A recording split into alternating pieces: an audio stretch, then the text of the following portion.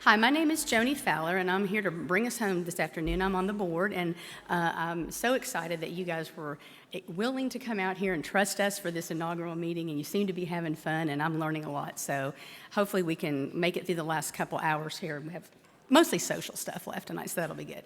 All right, so how many of you all have ever freaked out or had a meltdown? Anybody? Anybody had a meltdown? Anybody had anxiety? Okay. So we've talked a lot about drugs and surgeries and things like that earlier in the day. And today we're going to kind of wrap up the loose ends and talk about the uncertainty and some of the psychosocial things that happen to us and our families and our communities as we deal with this diagnosis. And we're so excited to have Stephanie Alonso, who is actually a physical therapist at University of Chicago. I'm a social worker, sorry, I'm back on stretching. Social worker at University of Chicago. And we have some of our other panelists, some are new and some are familiar. Dr. Laura Petrillo, who is back up here, our palliative care physician. And we have 3 patient advocates that are fabulous. And we have first, Tiffany Fignani, very close, and Annabelle Gurwitch, and Frank McKenna. And so they have a lot to share with you, working on some coping strategies. And then when we get to 5 o'clock, don't go anywhere. We're going to take a group picture right here before we head out for dinner and go freshen up. Okay, thank you all. Can you hear me? Okay, thank you all for being here with us. I think we're going to have a really robust conversation, so we're just going to kind of hop in. We're going to start with our patient advocates, and then Dr. Petrillo and I will add in the end. So who wants to go first? Hi, everybody. I'm Tiffany Fignani. I live in Mechanicsburg, Pennsylvania, and I was diagnosed with stage 4 EGFR lung cancer in July of 2017. For those of you that don't know me by trade, I am a nurse. And I am also, not only am I a patient, but I'm also a caregiver to my brother, Joseph, who just turned 40 years old. And he has multiple medical issues and has since had many problems and has had to have a tracheotomy and also a feeding tube placed. So when he was having his surgery for his vagus nerve stimulator for his epilepsy syndrome, this is how all those other things had come into play. So during that year, I was I lost weight rapidly. I was cachexic, I lost over 70 pounds. The fatigue that I had, I couldn't even begin to describe it. I just couldn't, no matter if I slept, if I didn't, I felt the same. So again, just kind of chalked it off. My mother was living with me, both of my parents. My father was going back and forth to work, but my mother decided to not go back to work, and they decided to stay with me. That was not an ideal situation. So fast forward a year later, I was getting ready for work one morning, and I started to get this twitch in my eye and in my arm. And I thought, this can't be right. And as a nurse, I thought, I'm going to lose consciousness. But I thought I was having a stroke, but I was actually having a seizure. Who knew? So I was able to call 911, grab my migraine medicine, because I was the only thing at 36 years old that I had. I had migraines. I was really healthy. I exercised. I ate good. What could be wrong with me? Well, while I was having the seizure, unlocked the door, called 911, grabbed the migraine medicine, and within 10 minutes, I was unresponsive. So when the EMTs came to my apartment at the time, I was in Hershey, they found me, and they took me to the nearby medical center, and they actually called a stroke alert on me as well. And when they scanned my brain, that's when they found my mass.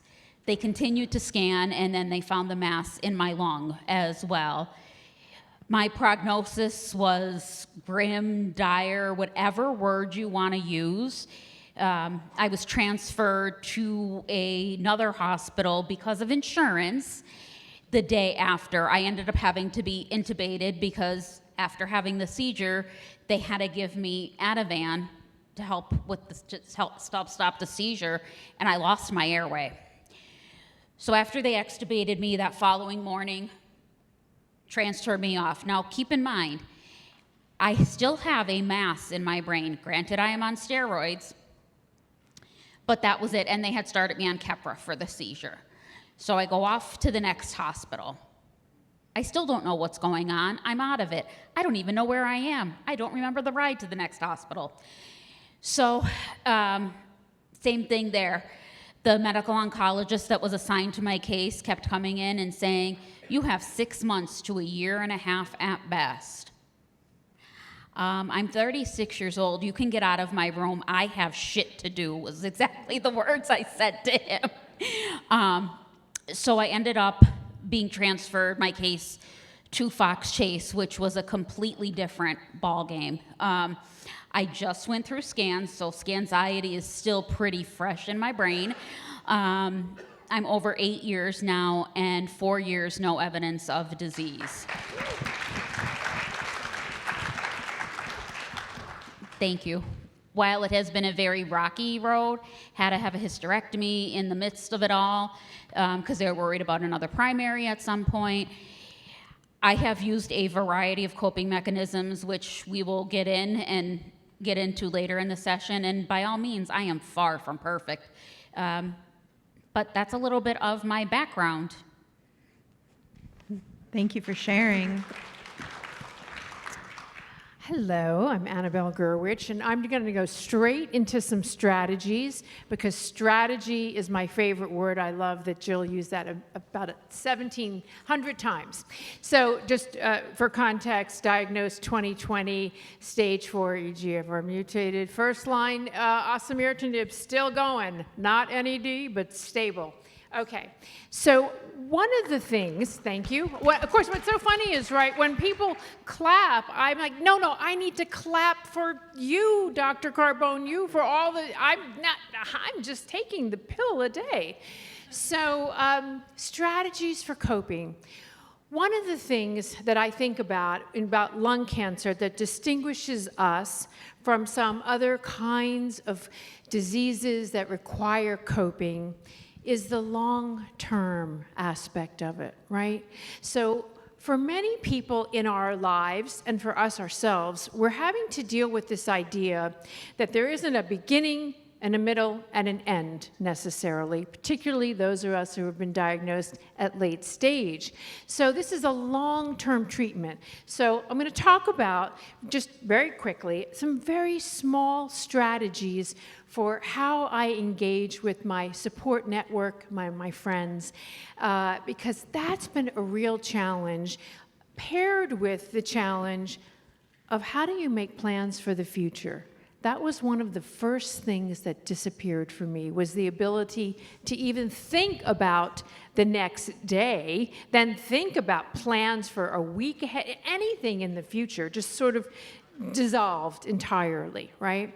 So one of the challenges with my friends and family network is, after I revealed my diagnosis, and I did that in an op-ed in the New York Times, not only my friends, but a lot of people in America sent me juicers.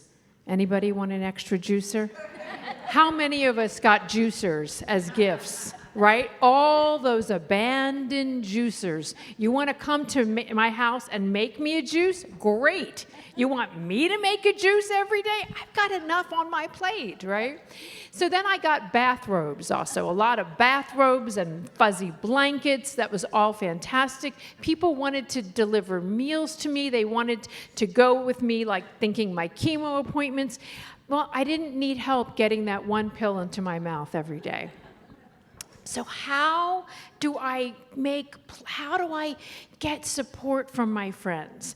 Well, I turned to a strategy that I had been reading about, which is regularly calendaring dates with friends. It's a German concept called a Stammtisch. Now, this is a very simple thing, and maybe you're doing this already. And people who belong to religious organizations, you have those kind of things, like you've got your church dates and that. I'm not affiliated in any way with that, even though I'm so Jewish. Could not be more Jewish. Don't go to a temple, though. So what I started doing was making regular dates with my friends. This helped me in two ways. One thing, it was, even though I was still working, it was something to look forward to that was I knew would be coming. So I had one set of friends. We made plans to meet every third Sunday, and it was something I could look forward to, and that was so helpful. That was the very first way that I could even think of making a plan for the future beyond the next scan date. The other thing is, I had another set of friends who were out of town.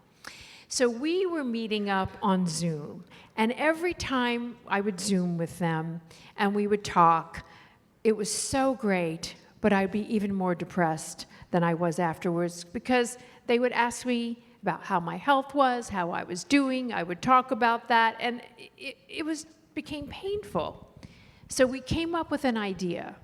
We decided we would get together every week on a Zoom, but we wouldn't talk to each other.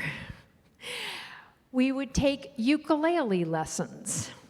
I want to just say none of us are musical. We took ukulele lessons together every week for over a year, and it was, again, a great way of getting together with my friends and not talking about health. One more thing we're doing now. These two friends of mine founded an organization that we're still terrible at the ukulele, let me just say. We named our group Flowers for Algernon, after that novel where the man and the rat both get intelligence-boosting serums and then they lose their intelligence. We got worse and worse at the ukulele. But it was so much fun, and we weren't talking. So this one of these friends founded an organization to provide therapeutic arts programming for refugees, young migrants in refugee spaces. And when she did that, I signed on to teach writing workshops. This is what I do for a living. I teach writing. I didn't know that meant that the first engagement was in the West Nile Valley in northern Uganda. Now, that was less than a year after I'd been diagnosed with lung cancer. My family was like, "Are you crazy? There's like very little electricity, some food, a lot of potatoes, that's it." It was very rough conditions. It was a transformative experience. I've always done a lot of volunteer work. This was really putting myself out there. Some people on the trip, this is an osimertinib-related joke. They say, "I broke every toilet in the West Nile Valley." Well, the truth is, there aren't a lot of plumbing in the West Nile Valley, so I think I did. But the thing about that, I started that 3 years ago, and we've continued that work now. We work with young migrants seeking asylum in the place of greatest need now, which is in the United States. We do this project in New York. And what's interesting about this experiment in living, experiment in strategies for living through long-term treatment, for me, has been what I've learned, is that it's the regularly planning. I do this with my friends. We look forward to this. We're not talking about ourselves. And I do suspect that even though I know these young people are gaining so much from what we do, that I am getting more out of it than they are even getting, because the secret sauce for me is that every moment I spend doing this, I'm not Annabelle Gurwitch living with cancer.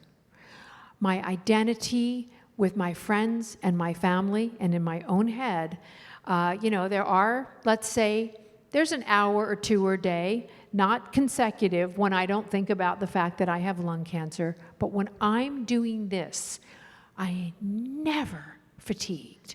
I have so much energy. And that tells me that's a great way to spend my time. And why is that? Because my identity is solely devoted to being a part of this project, and I get a break from cancer.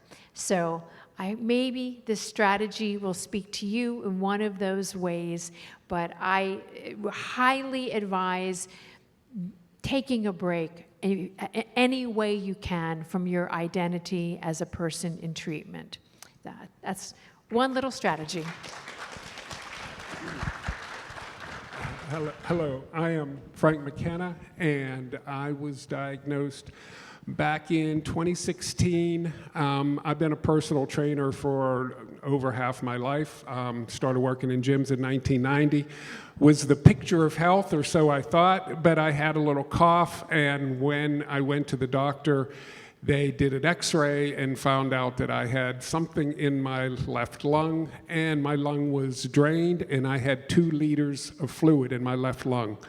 When they tested that, it came back that it was lung cancer, which was a shock to me as a healthy, non-smoker, personal trainer. But I was referred to an oncologist who did the scans and found out that it was all over my body, so it was automatically stage 4. But she said to me, because you're in such good shape, we're going to test and do biomarker testing, which I had never heard of. I said, okay. I completely put my faith in her hands, and she said, there has to be an underlying cause for your lung cancer. So it was determined that I had the T790M mutation in 2016, and she started me on my first-line targeted therapy, which was Tarceva. I was on Tarceva for 3 months, and my lung cancer progressed everywhere.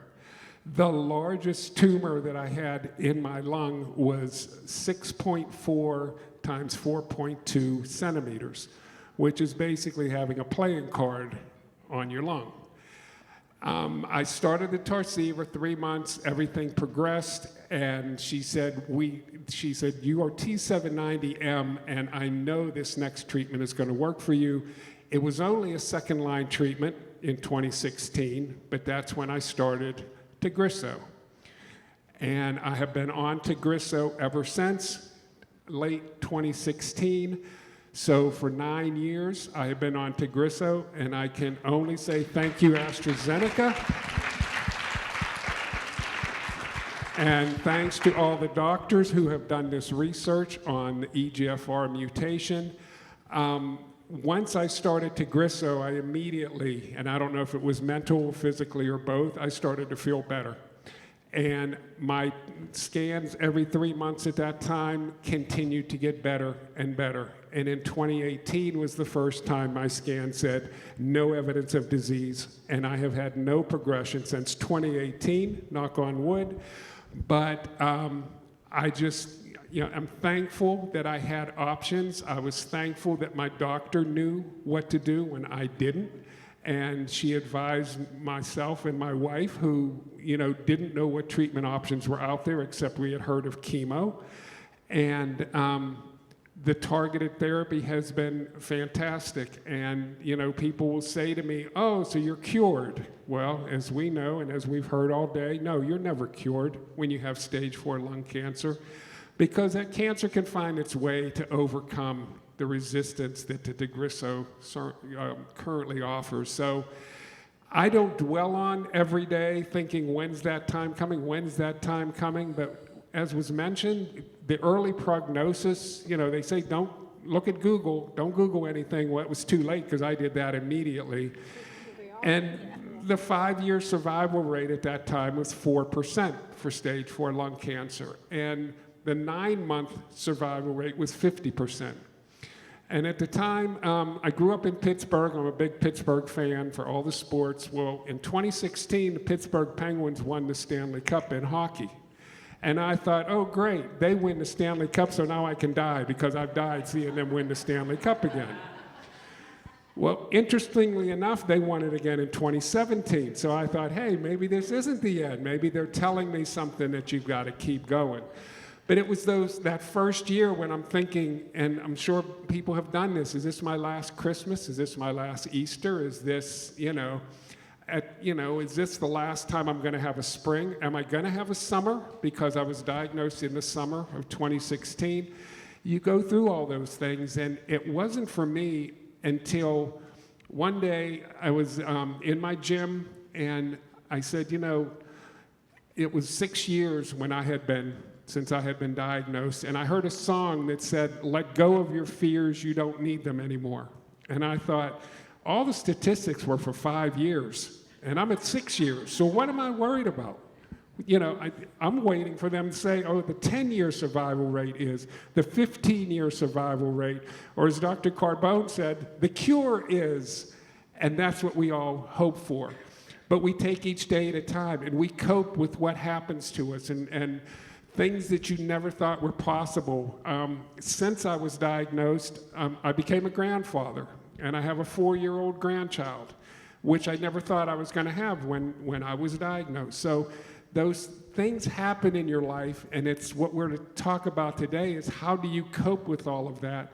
And one of the things, you know, we had talked about is doing too much, or you get exhausted doing things, you get tired doing things. How does it affect your work? Do you have to take time off? Do you have to take more sick days than you have? And when I was first diagnosed, I was a teacher and a personal trainer. I had my personal training since 1990, and I had been teaching since 1981. So I was doing both careers. And at the time, I was working in special education, and I sat in on meetings between the parents as a representative of the school district. And I would hold meetings for the students that had individual education plans that were in the special education programs, making sure that all of the local and state and federal guidelines were met in the meetings. Well, this to me was exhausting, plus leaving school and going to train clients. And so I would take time off. I would try to schedule my meetings in the middle of the day so I could go in late, take time off. I could take time off and leave early. But it was still too much balancing them all. And I can remember when my wife said to me, "This is too much. You can't continue to do both jobs. You need to get rid of the gym. So we got to make arrangements to get rid of the gym because you can't do both." So I did retire from teaching, but I kept my gym, and I still have it today. Because mentally and physically, the gym is what, to me, kept me going. It's what kept me mentally able to go through everything that we deal with, and it's kept me physically strong. And through diagnosis, all of the doctors said, "Oh, you're in such incredible shape. I can't believe you have lung cancer. Just keep doing what you're doing." And that kind of sunk in with me. It's like, well, what am I doing? I'm trying to eat right. I'm exercising. I'm staying active. So that's what I needed to continue to do. Mm-hmm. And since then, I've become certified as a cancer exercise specialist. And I work with my local healthcare system in Virginia to provide a wellness program for people with cancer. It was my way to give back, but it was also my way to keep going, to keep being involved, to be busy with things. So you don't sit around and say, "Oh, I'm a lung cancer patient."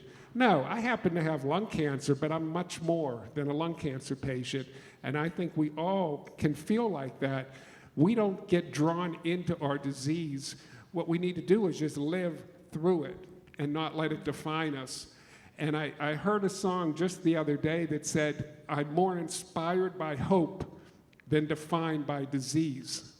And that's true. We have a hope to keep going. We happen to have a lung cancer, but that doesn't define us on who we are. We are individuals who have our own lives, and we all share the commonality of we all have lung cancer.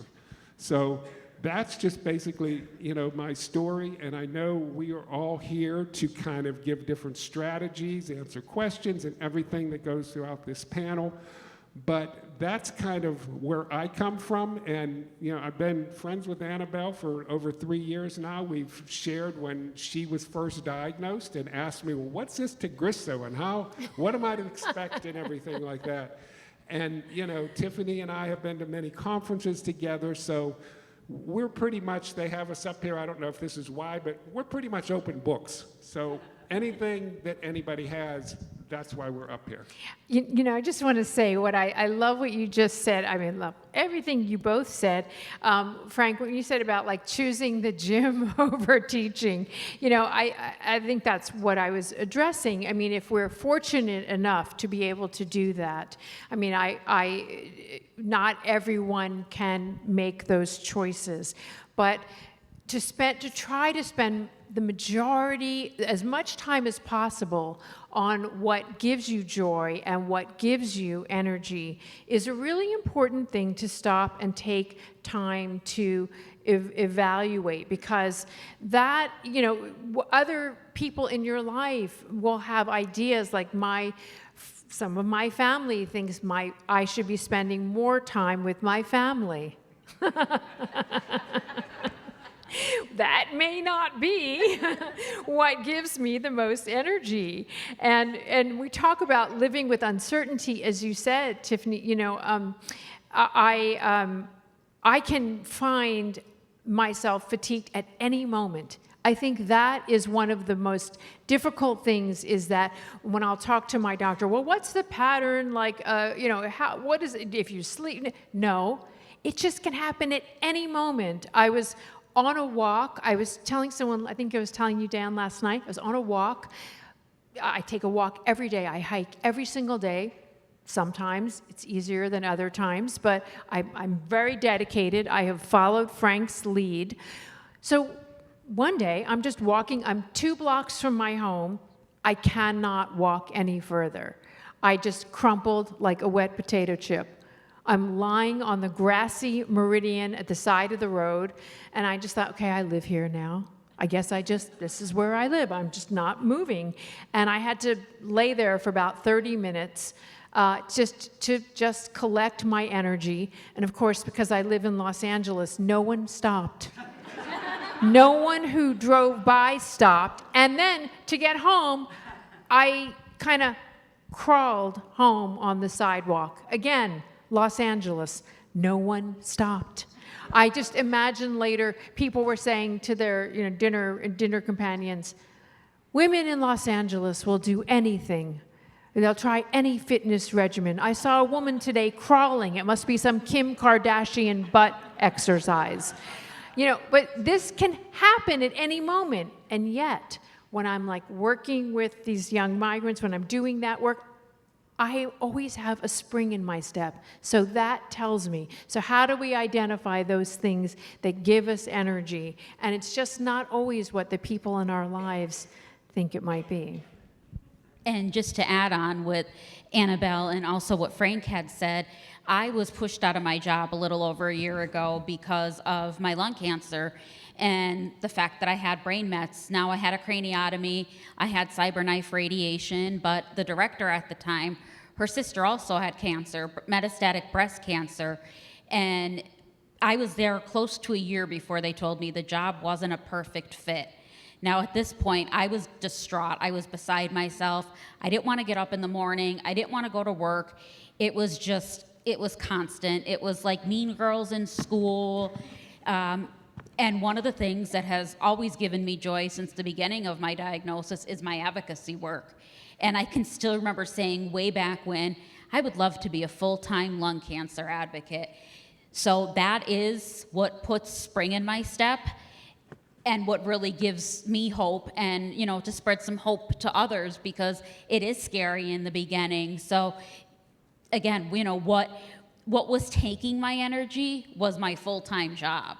What was giving me energy was my advocacy work, and I decided to retire and go on disability. Thank you so much to all of our advocates for sharing.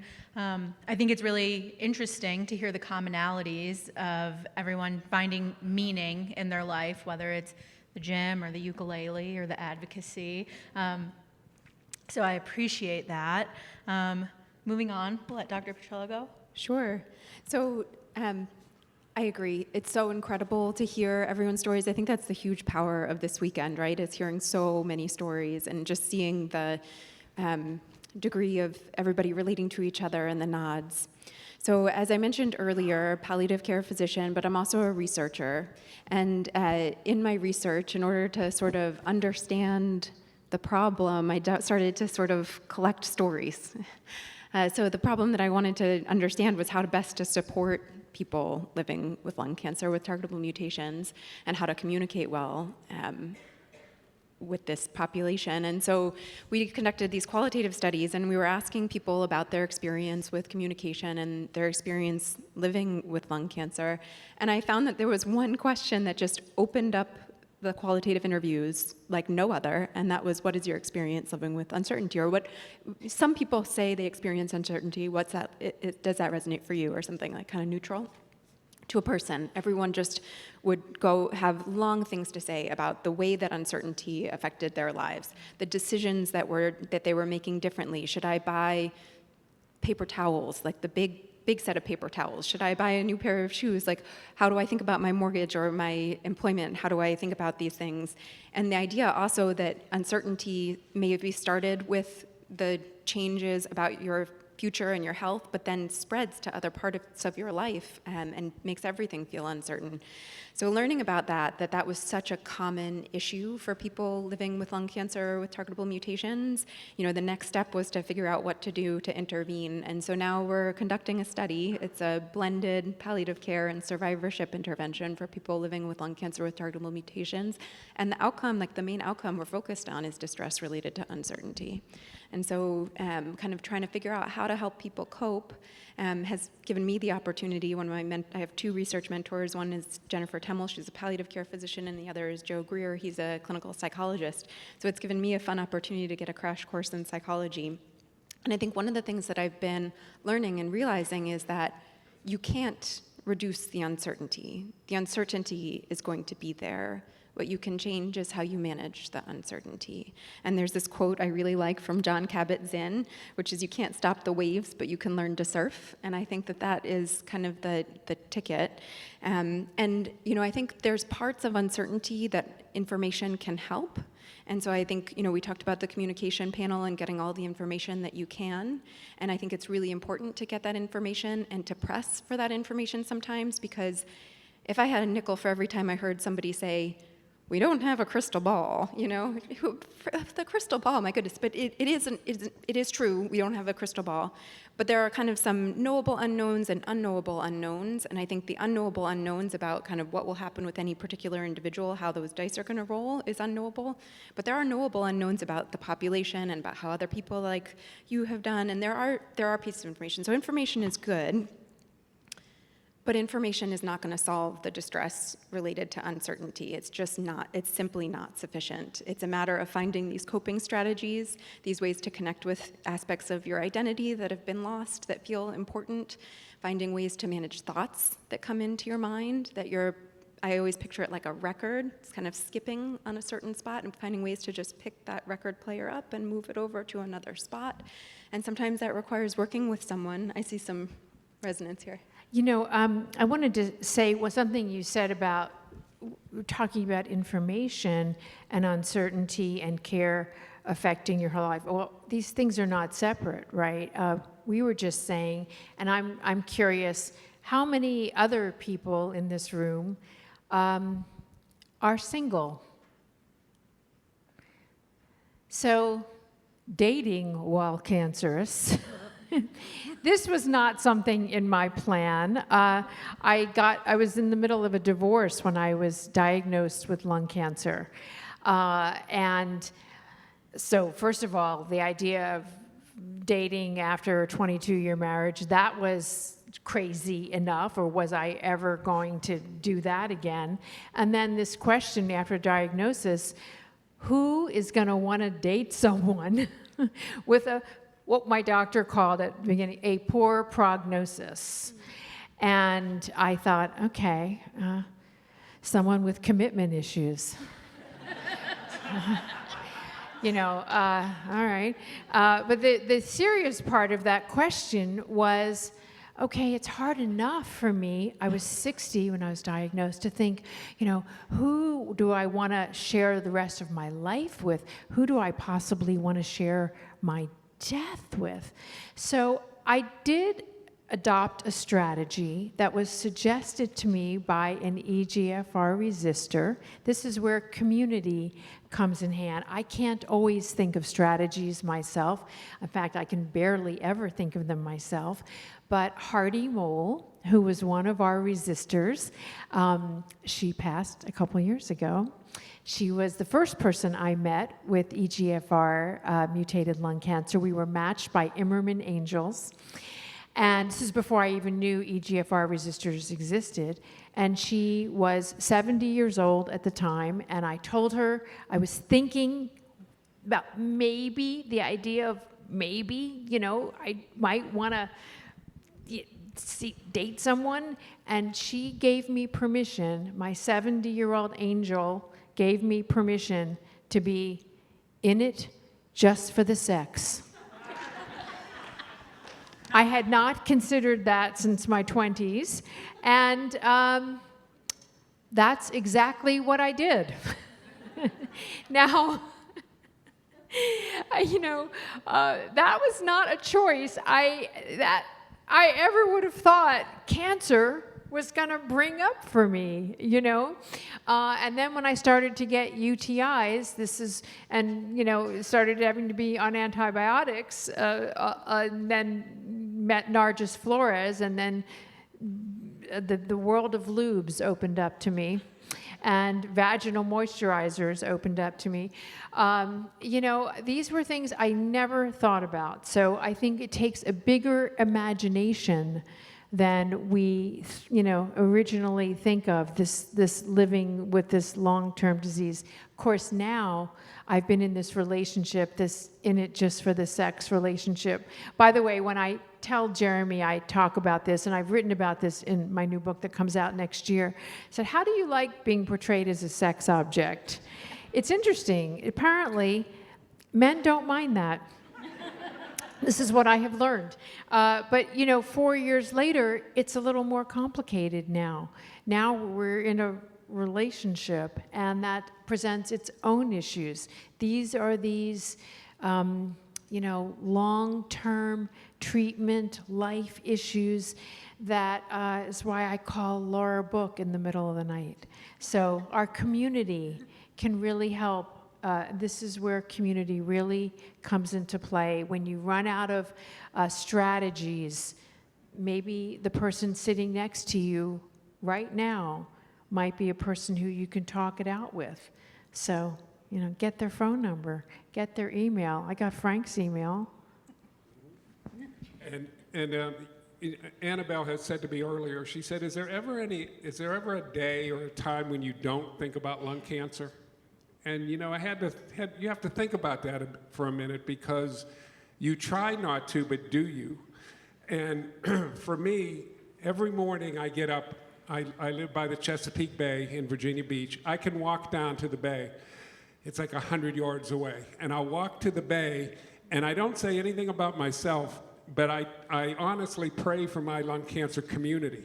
Anybody who I've been a mentor to, anybody that has, Facebook friends and, LinkedIn connections and Instagram and everything, people will reach out when they hear your story and say, I can relate to that, or my husband is just like that. Can you talk to him? I had friends that I have in California that the wife reached out to me, and now we're all good friends. We went out and visited them last year. So I pray for my community at the beach in the morning, and then I go off on my day. I'm going to my gym, or I'm going to the cancer center to train clients, or I'm doing whatever. Then at night, when I sit down before I go to bed, that's when I take my Tagrisso, and that's when I say a few prayers for myself that continues. But from the morning prayers for my community to the evening prayers to, for myself while on Tagrisso, I try not to think about living with lung cancer. I just think about living and doing the things I want to do. And I can honestly say there is not one thing that I can't do because of lung cancer that I either did before I was diagnosed or that I want to do. It's not, oh, I can't do that because I have lung cancer. And sometimes my wife will say, well, no, you can't do that. But it's like, yes, I can. And it's like in between my prayers in the morning and prayers at night, I'm just a guy who's living. And Okay. I happen to have lung cancer. I just want to say Frank is a better person than me. I love that you do that. For me, what makes me remember that I have an identity outside of lung cancer is that I can still be bitchy and judgmental. I am so proud of that. I feel like cancer's not going to take that from me. So we all have our own metrics, and I love you for praying. I see I some. pray for you. I see some eager hands of people wanting to comment or ask questions. I think that's okay to open up. I just want to say it's really great to hear you, Frank, being on Taxi Love for 9 years. I've been on 7, and I'm going to just keep going. And that is really motivating. And I think that being around people that have longevity is just going to get longer and longer and longer. So I know some people with stage 4 that are living 20 years post, 30 years post. So I just want to be one of them, and I think that all of us could be. One thing that helps me, I'm so glad you're talking about this, because one thing that helps me is when I get up in the morning, I always put my feet down and I say, thank you, God, I want to be on this physical plane, and I'm so appreciative of being here. And when I started this journey, my youngest was a newborn, and now she's a freshman in college, and my oldest now has 3 children, so I'm a grandparent. So I'm just going to keep going and going and going, because really, none of us know. And I have to say, over the past 18 years or even 11 years since I've been stage 4, that I've lost about 10 people in my life that did not know about their mortality, had no idea that every day or every moment was a blessing, and they were just living a stressful life as if and succeeding in ways that weren't important to them and not doing the things that were important to them, and they just died of a heart attack or a car accident. So to me, I feel very blessed, and some days I feel like I just need to have a day of just feeling a lot of sympathy for myself, and just let myself get through that and just feel, and then the next day just be like, okay, I'm done with that. Time to move on. So it's just like trying to come forward with it and having a new identity and knowing that this new identity is actually truer. And what I like about you guys talking about this is because you're not looking outward to fix it or figure it out. It's an inward journey. And so finding your inward journey of living with it. And so after I stand up and show gratitude or feel so blessed to be here, I actually go outside and I feel fresh air and I look up at the sun with my eyes open. So I'm just really grateful, and I feel like gratitude's a big deal. And giving it to God. The messy stuff, the anger stuff, and the sadness, and the joy, all of it. Thank you for sharing. Just to kind of expand on that, what you were saying, I tell newly diagnosed patients when I mentor, it's okay. Over 8 years, I still have my bad days, and there's still days that I can't deal, and I'm going to put the blanket over my head. And it might not be a full day. It might be a little while.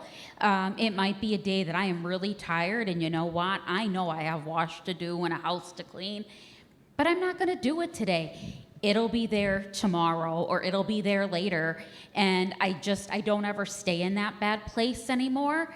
But I think it's important that we give ourselves that time when you need to feel those feels, and that's okay to do.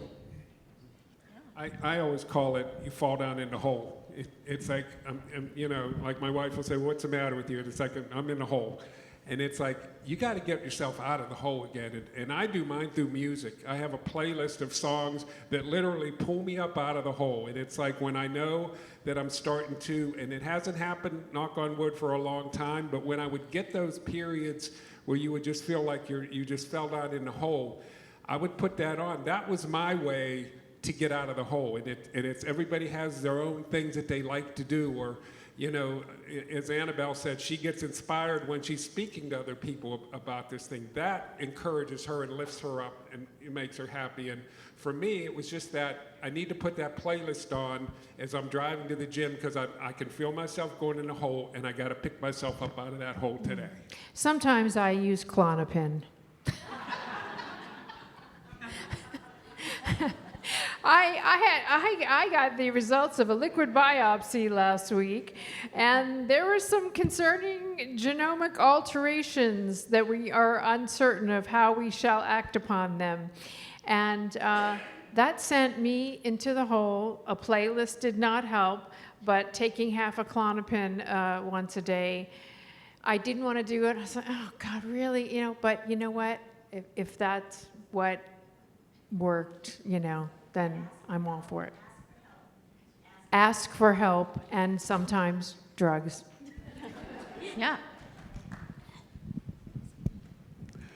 Hi, my name is Vicki. Thank you so much for being up there to share your stories. And just to backtrack a little bit, I'm really looking for some very practical coping mechanisms.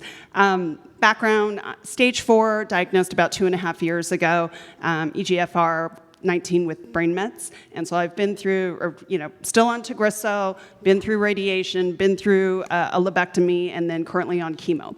So I was diagnosed at 43 years old, and one of the things, I love my kids. I love my kids. They're one of the greatest joys of my life. But they are, for crying out loud, one of the greatest stressors too. In this so we have 3 boys, 10, 7, and 4. And it is just, I am really seeking out coping mechanisms in the sense of, you know, we don't hide anything from them. So my 10 and my 7-year-old, they know what's going on with mom's diagnosis and having to go in for, you know, doc appointments, treatments, all of that. But they don't really know in a sense, right? And so in one sense, it's like, it's great because for the most part, our day-to-day is pretty normal. It's pretty normal. And I'm very, very grateful for being able to still do our daily activities, and there hasn't been much of a slowdown there. But what drives me nuts, it's not like we could send our kids away. We are going to see them every day at 4 o'clock or what have you. And there's this natural stress and anxiety that comes thinking about when they come home from school, because you want to be able to, we have the babysitter come in here and there so we can get a night out. We're very, very thankful for extended family to be watching them this weekend, so my husband and I could be out here. But it's hard because in one sense you want to really cherish that time that you have together, because you don't know, there's uncertainty every single day, right? So you don't know exactly what's going to happen from moment to moment, and you don't want your times together to be like, oh my goodness, you guys are fighting over this again, or this isn't getting done, or you're stressing me out, somehow, but your kids being kids. And so I'm really seeking out some advice and coping management tips on how can you, without your mind going sideways into, oh my goodness, they're stressing me out. What if that, triggers additional progression? And what if that, because there are those thoughts that creep into your mind. So I was just curious if you all, and I would extend that even to the audience, have any suggestions for how can you love your family, love your kids, and be able to, give yourself grace and seek patience when your natural tendency is just to, word vomit all over the place. I wanted to just jump in for just 1 second. Okay, I'm making a lot of jokes and everything, but I take this really seriously. I've always had an exercise routine, and I've been a sometime meditator. I've had to really develop a much greater practices for, that word self-care kind of drives me crazy. But, I I have to make sure I'm taking care of my emotional and physical health. So I'm much better about my meditation and my yoga classes that I do online, so I don't have to leave my house sometimes when I don't have the energy. And sometimes I just lay there during the yoga class. And if I know I'm going to be in a stressful situation, I make sure I listen to. There are all kinds of meditation apps, like Sam Harris has one. I've had to really be serious about my practice. And I also want to mention I had gone to therapy many different times in my life. Last year, we say it gets easier, or there's that saying, it gets better. For many of us, we also find certain things are easier, but it also gets harder with time, because I know there's a certain ticking clock, 5 years to Grisso, no progression. I actually am more stressful now with my anxiety, with my scanxiety. So last year, I enrolled in the chaplaincy services at my hospital, and I got assigned Chaplain Steve, who is a Zen Buddhist atheist chaplain. We meditate together, and I talk to him once a week, and that's been really helpful. So sometimes we really need to seek out help, and I'm not sure if you're getting counseling or whatever, but I think those things are really important to create boundaries with family and make really segmented time for yourself. This takes a really big toll, and it really, like, we can learn from Frank from this too. He is very disciplined, and it takes some, I hate to say discipline. Oh, here's another job for you, self-care. But I've really had to step it up, and I've been surprised that I needed more help now than I did earlier, and it's okay. Yeah, so as a social worker, we definitely talk to people about self-care, trying to create new routines or habits around the stressful parts of the day. I'm told that regardless of cancer, that after school to dinner time is like chaos for all parents.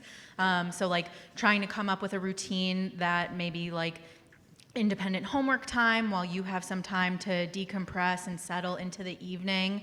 I also think it can be really helpful just to get professional support for yourself, but also perhaps for your children. So I saw that Pickles Group was out there. They're such a great organization. Camp Kesem. I often talk to people about making sure their children's school knows what's going on, because they may have a school social worker or counselor who can help with the kids. And obviously you're their parent. You want to be having those conversations, but allowing your kids to also have another outlet might open things up for them, and then as well as yourself, just making it even more normalized than it is already, so that there's not this stress of always being worried that this might come up, or you have to be on all the time prepared for their questions. And it was mentioned earlier about patient navigators. If your healthcare system has that, they can have some resources, maybe some support groups.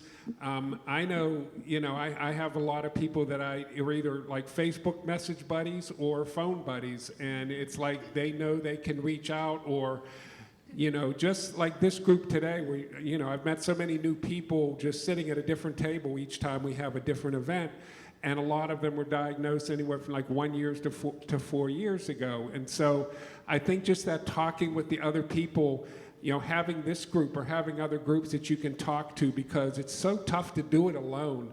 And that's why we have a community. That's why we're meeting, the EGFR Resisters finally, having an in-person meeting to make those connections and reach out to people and say, I'm really struggling, but there's somebody that you can reach out to. So if it's not local, through like if you don't have that patient navigator to lead you towards groups or to a person, or the Immerman's Angels that hook you up with a phone buddy, something like that you can reach out and talk to. That's so important, because we don't have the strategies always to do it alone, but there are people out here who do want to help other survivors and who have had the similar experiences that you probably find today, so many similarities, that just finding that person that you can reach out, or as Annabelle said, call in the middle of the night because you're stressing with something, that's invaluable.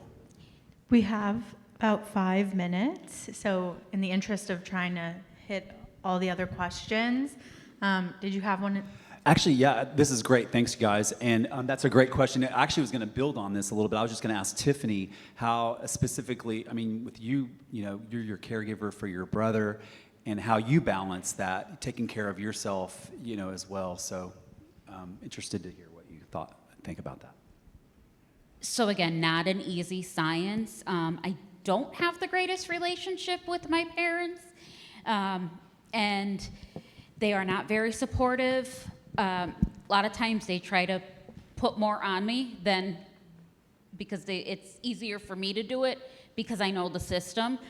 And there's times and I know you can't say to your kids and go and shut the door. I live 2 hours away from my parents, so when they start and there are things that are not emergent with my brother, I just say, I have to hang up now. And that's because I need to take that time because I can feel my anxiety starting to heighten, especially around scan time. So that's one of the things that I do. About a year after my diagnosis, I also decided to seek out professional help, and I did start to go to therapy, which has been a tremendous, tremendous help for me. Again, just like lung cancer, there's a stigma on mental health. Personally, I don't think I could have gotten through what I have been through without that extra level of support. I have good friends that I am very lucky that will help me when I have procedures that I have to go to, when I can't drive, and that will listen outside of the lung cancer community as well. But it is not, trust me, it is not an easy thing because my brother's in the hospital all the time, and a lot of times that coordinates with my scans. I don't know, sometimes I wonder because it seems like every time I have a scan, he really likes to, throw a little more craziness in there than a normal day. I don't know if he thinks, oh, well, you can just concentrate on me. It'll be a little less stressful. Nope, not the way that it goes. So it's a balancing act, and I've had to definitely set some boundaries with my parents and even with the providers that support him. He has nurses that come in, and I've had to say to them, I'm at a conference, or I have scans this week. You can text me, but you're not going to get an immediate response from me, or let's talk about that when I get back. All right, in the back. So this is going to seem a little bit simplistic, but it's also been very, very powerful for me. How many of us, when we were first diagnosed, heard, you got this? That's all everybody says to you. Oh, you got this. Oh, you're strong. Oh, you got this. And that's what everybody said when I was diagnosed 4 years ago. And one day, probably 6 months in, one of my daughters said to me, Mom, it's not you, it's we. And my daughters and my son put that all over our house, on my phone, everywhere. And one day I thought, I'm going to get a tattoo. And so I have a tattoo on my wrist, and it says, we got this. And every single day, especially like you're washing your hands, you're brushing your hair, you're doing the most simplistic thing, it's not you, it's we. And the power in we is such an amazing coping skill because you don't feel alone. And even though your kids and different things are causing stress for us, I'm not fighting this alone, it's all of us. So maybe something as simple as a tattoo or a phrase or a sticker, because it can't be you, it has to be we. I think that was a very nice end note for this. I appreciate everyone for their participation. I am so grateful to our panel and all of you who have shared such personal, intimate stories and really just kind of rallied home the idea of this community. And so thank you again so much.